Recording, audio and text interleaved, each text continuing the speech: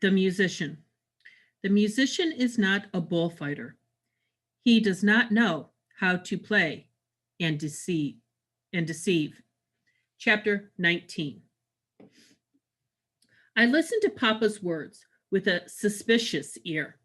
He seemed so sincere, so committed to us, but I almost put aside my reservations and allow myself to be sucked into his whirlwind of affection.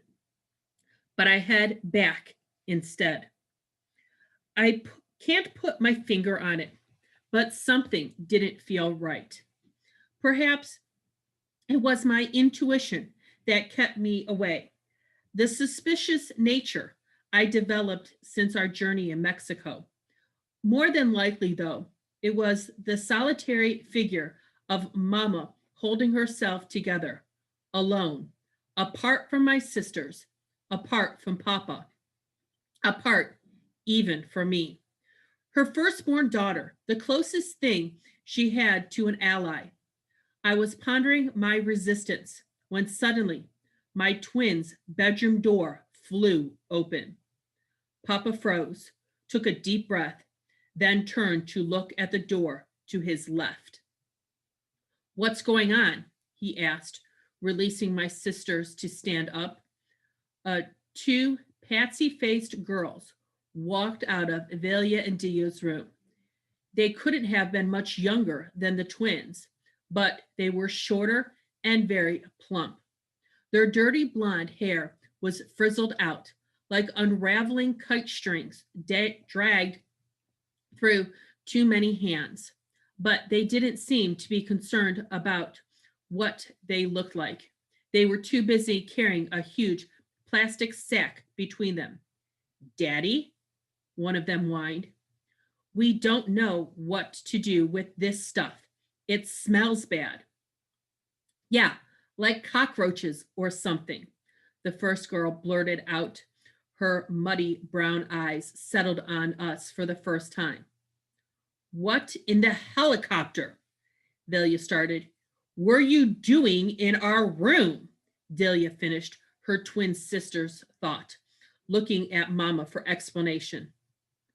Sorry, Papa called out to someone who came rushing out of Juanita's bedroom to the left of us. Shock ran up my spine, jolted me into awareness as I watched a tall, narrow-hip blonde woman walk past us in the hall like she owned the place. She went to stand next to Papa in front of the kitchen door and clung to his arms as if to show that she had possession of him now. Ernesto, the woman said, her eyes glittering with something like malice or spite as she looked at each of my sisters and then settled on Mama. There's no use dragging this on. Por favor, diles. Just tell them what's going on and be done with it, Amara. Papa's eyes made contact with mine, and then he cast his gaze downward to the floor, as if he was embarrassed. I thought we talked about this, he said quietly, almost inaudibly. Now is not the time. Suddenly, I understood everything. The arrangements with Mama, his inappropriate riddle from La Serena, the last time we had played Lirita as a family, the disconnected phones, his unexplained disappearance, it all makes sense now. Papa had been having an affair with this woman, and now he has brought her here to our house. Looking at her dispassionate face, I wondered how Papa could have treated our sweet, loving Mama for this cold woman. What hold could such a manipulating woman have on him? Thick, molten, hot anger welled up inside me as I waited for an explanation. Now is not the time for what? I asked Papa in a terse voice, barely suppressing the rage simmering inside me. Now is not the time for this, Papa pointed towards the woman's daughters, who were still holding a huge plastic sack between them. We have to talk about the situation. Let everyone get used to the idea. Papa snarled at the blonde woman for from between clenched teeth, the way he always did when he was running short on patience. I know, I told them, but you know how they are, the woman whispered into Papa's ears, smiling slyly at Mama, who put a hand over her mouth and shook her head in shock. Or maybe it was disbelief or embarrassment. I couldn't tell which. Girls, please put that back, Papa asked. But we're cleaning our room. There's too much stuff in there, the little one said, pointing to Velia and Delia's room. What? Velia said. You mean this is our stuff? Delia demanded, reaching for the huge plastic sack and yanking it away from them.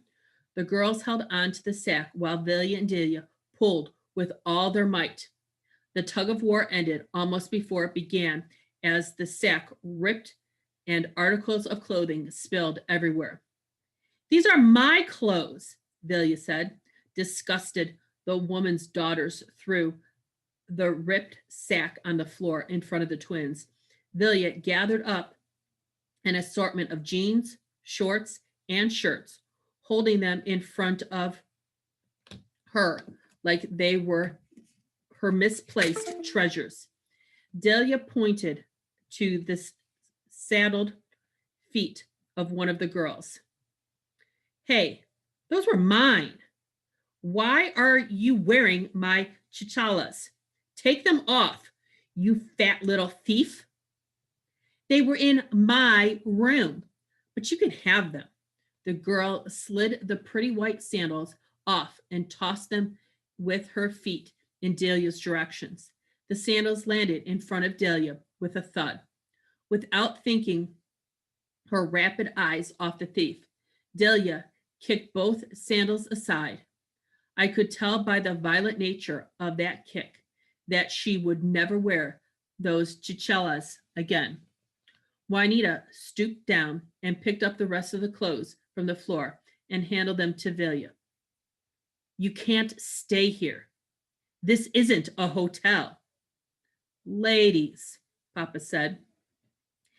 He disentangled himself from the blonde woman and came to stand between the twins and the woman's daughter. Let me explain. Yeah, tell them, Daddy. This is our house now. The older of the two sisters tossed her disheveled hair back with a flick of her hand. It is not. This house belongs to us. Velia stepped between the strange girls, threw her clothes inside her room haphazardly, and closed the door to her bedroom to punctuate the words, stay out of there if you know what's good for you. You have no right to be here, Delia said, kicking the girls nearest to her. She didn't make actual contact, though, because Papa put his hand on her shoulder and held her at bay. Your house stinks like a lice farm, the older of the strange girls said. No sooner had she spoken than Delia slipped out of Papa's grasp, and both Delia and Velia threw themselves on the invading sisters, who were knocked to the floor. Papa reached in to stop them, but the twins were too fast for him. Raining blows, Camomilendas, Delia and Vida and Velia were two demotic lechitas, shrieking out their outrage in Spanish and cursing the intruders for this transgressions. Stop it. Stop it right now, Papa yelled, taking each of the twins in turn and peeling them off the two other girls who were wailing miserably on the floor. Mama, who up to now I assumed had been too embarrassed to speak, was suddenly standing right in the middle of things. She was holding Velia and Delia in front of her, arms wrapped around them, securing them. Girls, I've told you before, no matter how mad you are, fighting doesn't solve anything. They started it, Delia spat out, straightening her shirt. Yeah, Vilya continued. They mess with our stuff. They mess with us. Mama let go of the girls and made the twins turn around to face her before she spoke again. Please apologize. I'm sorry, Delia mumbled to no one in particular. Sorry, Delia whispered half-heartedly as Mama stroked her arms and held her and Delia close. Delia, Papa's tone of voice was downright stern. You can't mistreat Allison and Ashley like this. They're going to be part of our family from now on, and we don't hurt our family. What are you talking about? I asked. What do you mean they're going to be part of the family? Are they yours? They're my stepdaughters, or they will be as soon as the divorce goes through, Papa said. He took the strange girls into his arms and hugged them to himself. His words delivered so swiftly and with such disregard for our feelings, cut through me like the blade of the guillotine. My stomach lurched and tightened and lurched again. Abula said that Papa was divorcing Mama, but she didn't mention that he had another woman and 2 other daughters. She told us he wanted to start a new life, but she neglected to inform us that he had a whole other family that did not include us. Now, let's try this again. Papa cooed into the 2 pasty girls' ears as he kissed them and then turned around to look at us. Ladies, this is Ashley, he said, placing his hand on the younger girl's head. And this is Allison, he continued, referring to the older girls. They're going to be your stepsisters, your Hermandas. And we're going to live here together. So try to be nice. Live together? Juanita's eyes sparked with derision. Here? You mean you all, us, and Mama? Who do you think we are? The freaking Brady Bunch? The whole thing was beyond ridiculous. Even the Brady Bunch only had one mother and one father. The girl's mother stepped forward and reached for my hand, as if she and I could ever be friends. I know this must be very hard on you girls. Hard? I asked, feeling the boiling anger rise up in me again. I pulled away before she could touch me and moved back to stand next to Mama, who had retreated from the familia scene and was standing by the front door, looking more and more like a ghost of a woman. Lady, this is beyond hard. This is absurd. What do you think, that we were going to just hug and kiss and act like this is all right? No, it's not all right. None of it. Not the surprise reunion, not the home invasion, and certainly not the fake sisterly love. And what about Mama? Where does she fit in to this picture perfect story of yours? Where is she supposed to live, Papa? Well, we can't very well all live here, Papa said, looking at his new woman. The intimacy of that look made my stomach tighten again. They had secret plans that didn't involve Mama. You're such a, I started, but then I had to stop because the tears were rolling down my face so heatedly that I was afraid I wouldn't be able to control myself. I needed to be in control of my emotions if I was going to help Mama not get thrown out of her own house. Say it, Papa taunted, his fists at his side as if ready to strike. Don't be afraid to say it. I'm such a what, Odelia?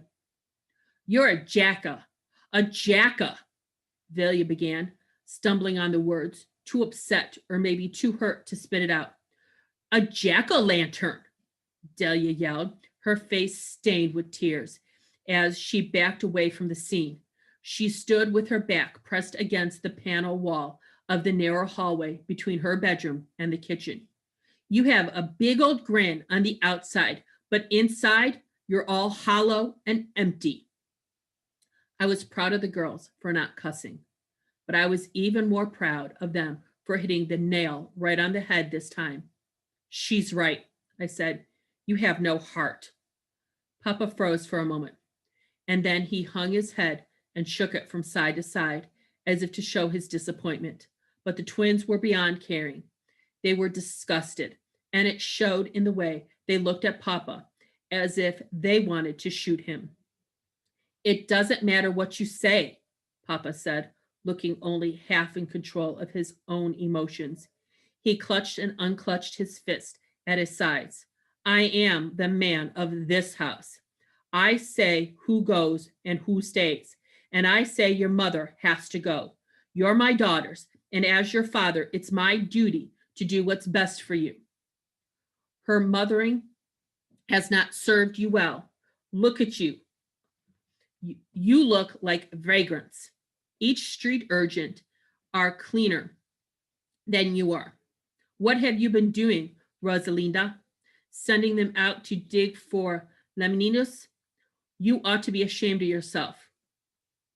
We look fine to me. We had a little dunk in the river this morning, but other than that, we were radiant. You're the one who should be ashamed of yourself, coming here and acting like you have any right to us or our home, I said, my voice trembling with pent-up emotion. Tell me, did you ever have any intention of coming back here? If we hadn't gone missing, would you have returned to us? Where were you ever going to tell us about what's really going on? Papa stood perfectly still, and his eyes cold, distant, even as he held hands with his new woman. How long have you had two families? Is this your Serena, Lamaisha from the Riddles, the one who wanted to take you away? I thought you said you wouldn't let her, I taunted.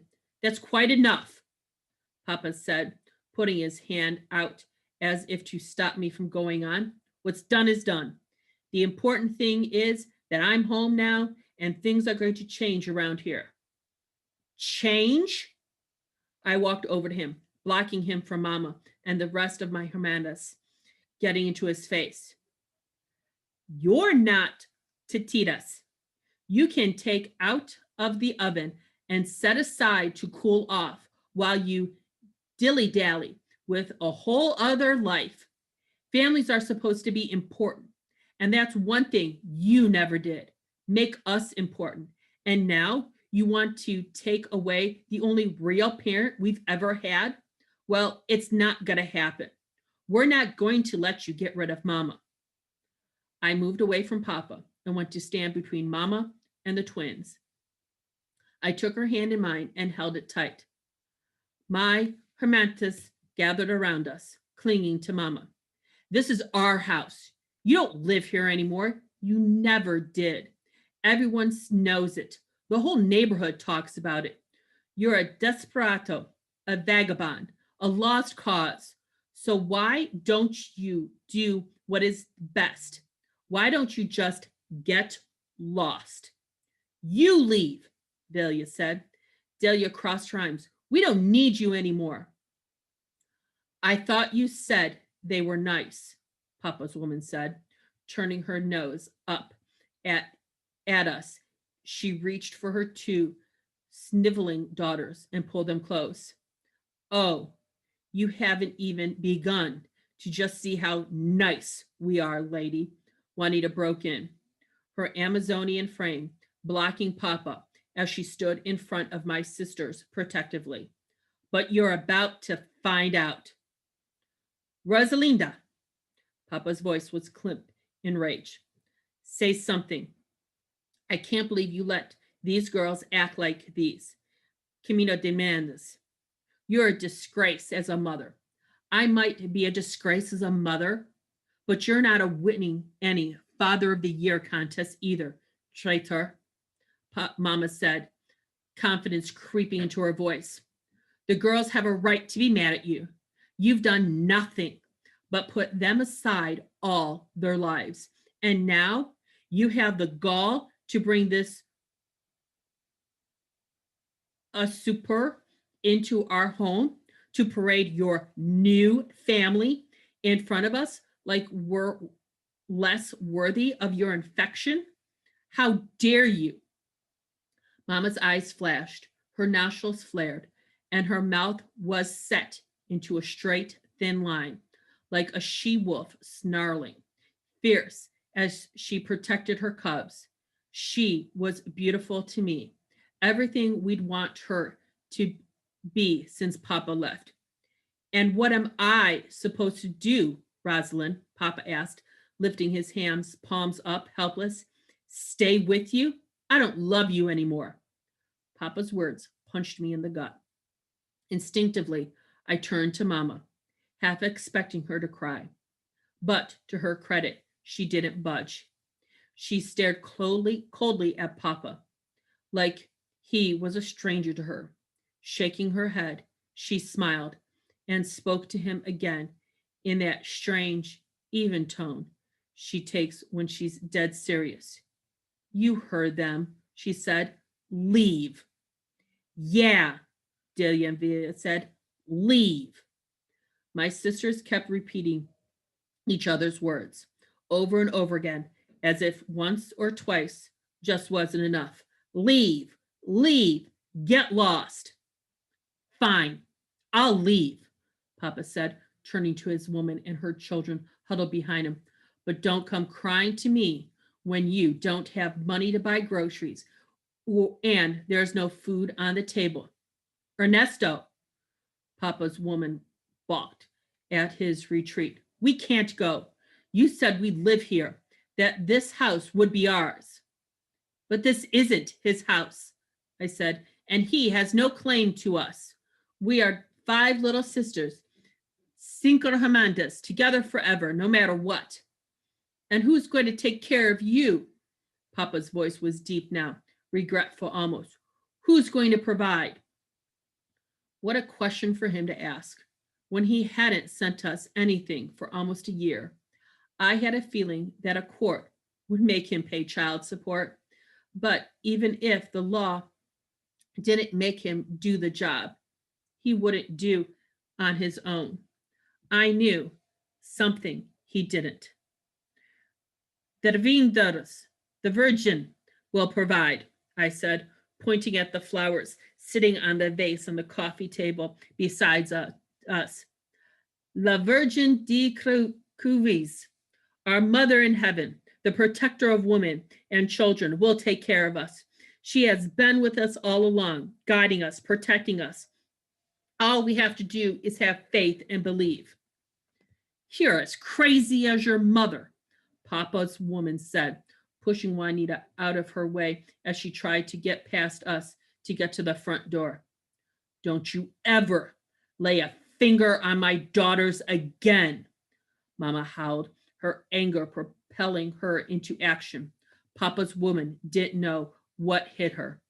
Before she knew what had happened, she was flattened on her butt on the floor in the front of Mama. Ernesto, Mama screamed. Get this piece of trash out of here before I drag her out de la Grintas.